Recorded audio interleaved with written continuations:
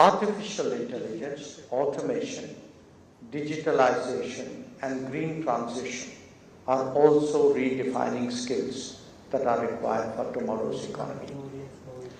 But the challenge of yesteryears also remain with us, be they of health, manufacturing, construction, or agriculture. At the same time, societies are becoming increasingly interconnected, and the ability of nations to think creatively will significantly influence their prospects for future prosperity. So against this backdrop, the movement of talent and skills has acquired increased importance. For much of modern history, economic discussions have centered around trade, investments, and the movement of goods and capital.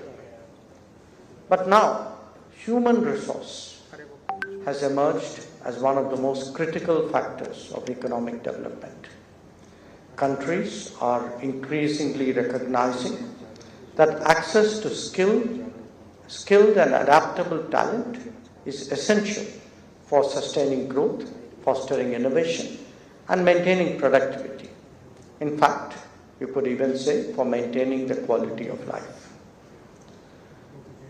Human resource mobility, therefore, represents far more than the movement of people from one place to another. It is about connecting aspirations with opportunities. It is about linking talent with demand. It is about creating pathways through which individuals can contribute to economic progress. And this is the bottom line. It is both economic growth and social well-being that we are talking about. Now, India's vision for mobility is not limited to facilitating overseas employment opportunities. We, in fact, view mobility as a very important pillar of international cooperation.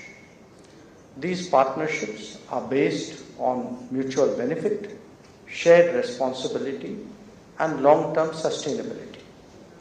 When managed effectively, such partnerships create value for the source countries, for the destination countries, for employers, for workers, for communities.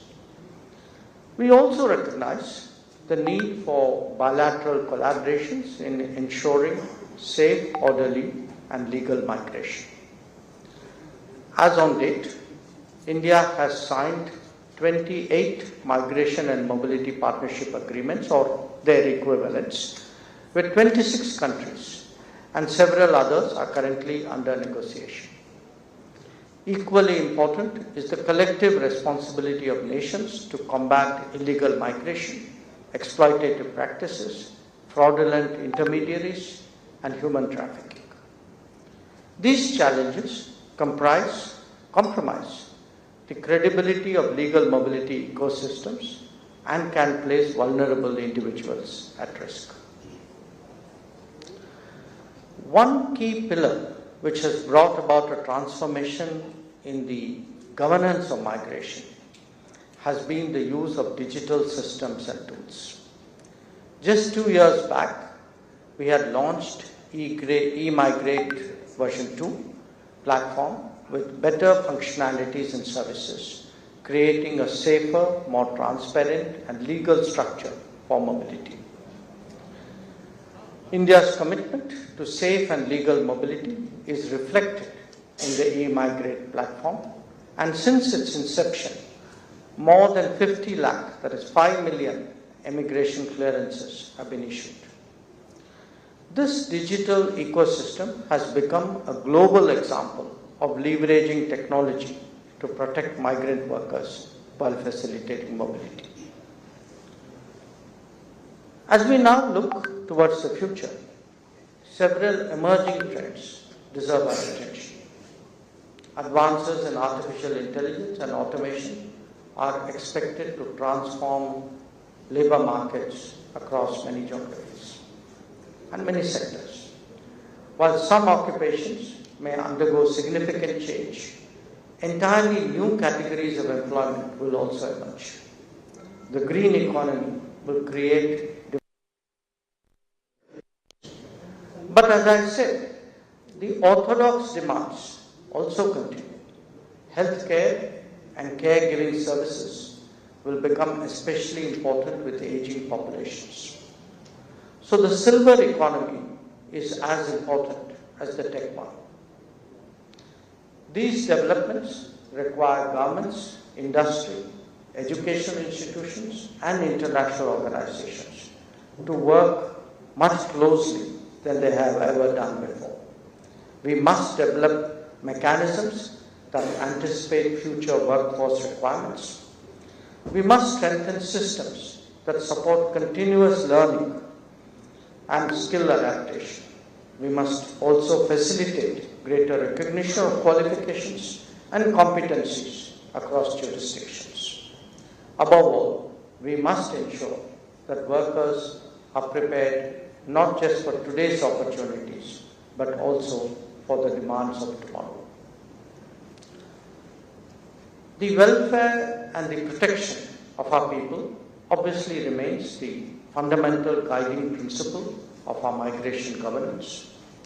The ICWF, the Indian Community Welfare Fund, responsive consular services, and our mother e-Migrate and other portals, by addressing the grievances, have helped ensure timely assistance to our national overseas.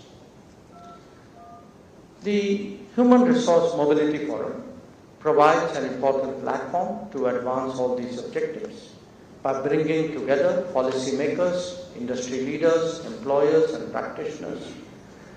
The forum creates opportunities to exchange ideas, learn from experiences, and explore new approaches towards mobility. Such a dialogue, I believe, is essential because the opportunities and challenges associated with mobility transcend national boundaries. No country can address them in isolation, and no department within the government similarly can do it alone. We have today chosen 5 countries, I believe, for detailed discussion on deepening collaborations which already exist based on mobility agreements which we have signed in the recent past. The emphasis here would be to discuss the ways by which mobility agreements which have been signed and the implementation mechanisms that are envisaged may be put to good use for our mutual benefit. India stands ready to work with its partners around the world in advancing our shared vision. We believe that trusted mobility pathways can contribute to stronger economies, to more resilient societies, and to deeper international cooperation. We believe that mobility, when guided by fairness and responsibility, can really serve as a powerful force for inclusive growth and human progress. I am confident that the Human Resource Mobility Forum will generate valuable insights, will strengthen partnerships, and will contribute meaningfully to our collective efforts in shaping the future of global talent mobility. So I wish the forum every success, and I look forward to your productive deliberations and meaningful outcomes, and I'm sure that your insights and recommendations would help us in our policy making. Thank you. Jai Hind, Jai Bharat.